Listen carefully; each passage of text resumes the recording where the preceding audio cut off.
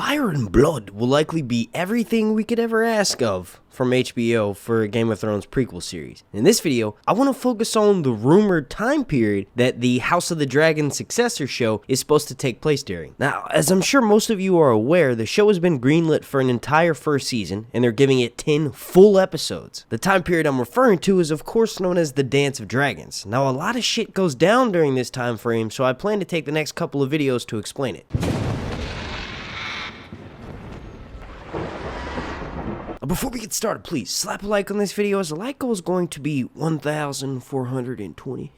Also, make sure you're subscribed, and then this is the most important part. Make sure you have your notifications turned on so that way you get alerted every single time I drop a video. Long night! Now, before I actually get into the history of the Dance of the Dragons, what we're basing this show, this time period rumor, or what this show is going to revolve around, is from Entertainment Weekly, and they're a pretty credible source. Another quote comes directly from them saying that EW has heard the show will focus on a period that leads up to, then eventually includes, the most dramatic event during the Targaryen rule, the Dance of Dragons, the Civil War. And what we can sort of take away from that is that the show will probably focus on the last few years of the reign of Viserys the Conciliator, because right after that, in the Fire and Blood books, is where we start off with the Dance of Dragons. I do want to say the amount of political intrigue and backstabbing and what really made Game of Thrones what it is, those long drawn-out dialogues between two characters who you may not know much about, but by the end of the scene, it's probably one of your new favorite characters, i.e. those conversations between Varys and Littlefinger in the earlier seasons. But there's a lot of that during the Dance of Dragons time period, and it's awesome because the Targaryens are the ones in power. So we'll get to see a shift from, there only being Jon Snow and Daenerys as the last Targaryens to almost every other character being a Targaryen, or at least part Targaryen. And I'm sure most of you are aware, but just as a quick refresher, at the beginning of Game of Thrones, the Targaryens are depleted. They have no dragons. Daenerys and Viserys are the last two as far as they know of. The true identity of Jon Snow hadn't been revealed yet, but even before Robert's rebellion, the Targaryens had long since had their downfall. Like, they may have sort of held on to power by the grips of the Mad King, but House Targaryen had long since started their downfall, and that's where this show's gonna pick up, at the very start of it. They're at the height of their power. There are at least 20 some odd dragons flying around at this point, and one of the greatest kings who have ever lived in Westeros, and likely in all of Planetos, had just died, that being Viserys the Conciliator. But enough of me blabbering on. What is the Dance of Dragons? Well, it was basically a civil war in between Targaryen rule of the Seven Kingdoms. There had been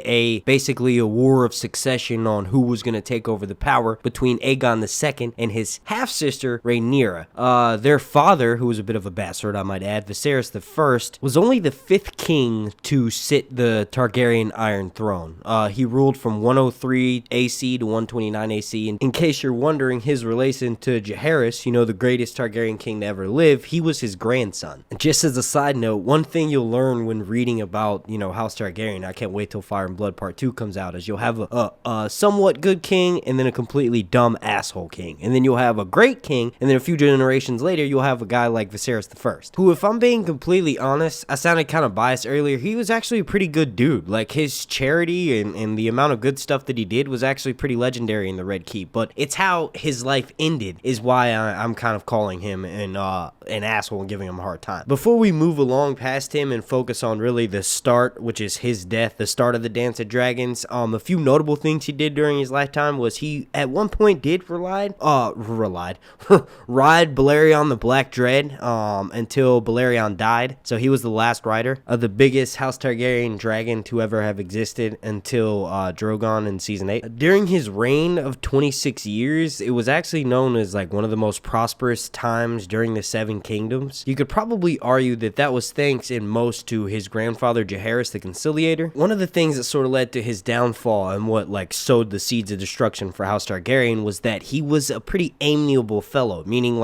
people around him could influence him pretty easily. Ultimately, he was known for listening to his council of men as opposed to taking advice from them and sort of taking that into consideration and making a judgment. He was known to just sort of listen to what they would say. Whatever they would say to do, he would do it. Now, the trouble with King Viserys really sort of starts early on during his first marriage with Aemma of House Aaron. Now, the only child they have together is Princess Rhaenyra, and at the age of 8, her father, Viserys I, ends up telling her that she's the successor. She's the next heir to the throne. So from the time she's 8 years old all the way up until the time of the start of the Dance of Dragon, she's been told that she's going to be the next in line to the Iron Throne and rule the 7 kingdoms. Now, her mother, Aemma, ends up dying, giving birth to a prince. I can't remember his name right now, but she dies, and then the prince ends up dying a day later. And then her father, Viserys, ends up remarrying. The key thing to take away from all that is that Viserys had one child. There were a few other miscarriages, but no sons were born from that. Only a daughter, Queen Rhaenyra, or Princess Rhaenyra, who was told her entire life that she was going to be getting the Iron Throne. Now, it wasn't actually Viserys' idea to get remarried. It was the Grand Maester, Runesider, who was the one that kind of told him he should do that since he wasn't even 30 years old yet. And he suggested Laena Velaryon, who was the daughter of Lord Corlys Velaryon, and Grand Maester Runesider decided that a marriage between King Viserys I and Laena Velaryon would actually probably heal the rift between the Iron Throne and Driftmark. And without getting into too much detail, there was a conflict. But basically, Viserys had been chosen as heir to the Iron Throne over Laenor Velaryon in a Great Council decision of 101 AC. But instead, King Viserys chose Alicent Hightower, who was the daughter of his Hand of the King. Now, King Viserys and Queen Alicent actually married in 106 AC. At the wedding feast, and this is pretty funny, Rhaenyra and Alicent play lovey-dovey. Rhaenyra ends up basically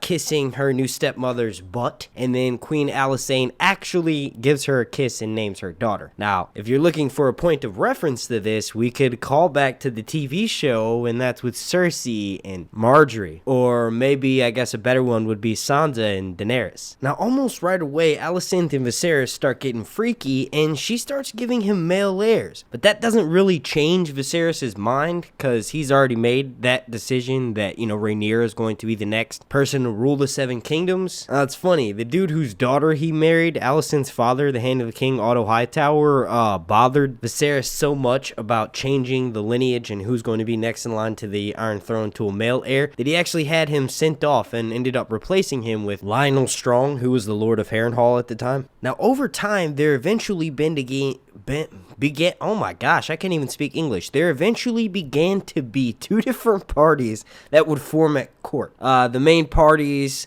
being the Queen's party, and then obviously Princess Rhaenyra's party. Now, in the Queen's party, she mainly had dudes that supported her male heir sons, like people that wanted her sons to sit on the Iron Throne. And they were against the party of the Princess Rhaenyra, who of course had been told her whole life that she's going to be the next in line for the Iron Throne. Now, everything really comes to a head in 111 AC when there's a 5-year wedding anniversary for King Viserys and Queen Alicent. It's one of the most defining moments of the Dance of Dragons, and that was the moment when Queen Alicent wore a green gown to the tourney and Princess Rhaenyra wore a red and black gown, which are the colors of House Targaryen, to the tourney. This is when it became dubbed as the Greens versus the Blacks, or the Dance of the Dragons. Now, several interesting things happened at that tourney, and I'm of course going to save those for the next video as to not make this too long. And just as a side note, I sort of feel like this may be a good spot where to end the first season of House of the Dragon, maybe have it being at that 5-year anniversary tourney, although I don't really know the timing and the pacing, and we may get to see a little bit of Jaehaerys the Conciliator's reign, who would be Viserys' grandfather. It's going to be interesting to see if this is the time period anyway, because remember, the Fire and Blood books cover 150 freaking years during House Targaryen, but if this is the time frame, the casting of Viserys, Alicent, and Rhaenyra are going to be pretty incredible. I can't wait to see who they are going to cast. You all let me know down below in the comment section. And also, I am working on a leak video that I've been sent that sort of mentions a few of those cast members. Alright, I want to thank you all so much for watching. If you could please slap a like on this video, as the like goal is going to be 1,420. Also, make sure you're subscribed, and then this is the most important part, make sure your notifications turned on, so that way you get alerted every single time I drop a video. Long night. I want to thank you all so much for watching, and a special thank you to every single member of my Patreon family over on patreon.com/RaeHuntsReviews. I want to thank you all again so much for watching. My name is Mark, and this has been Sir Hunts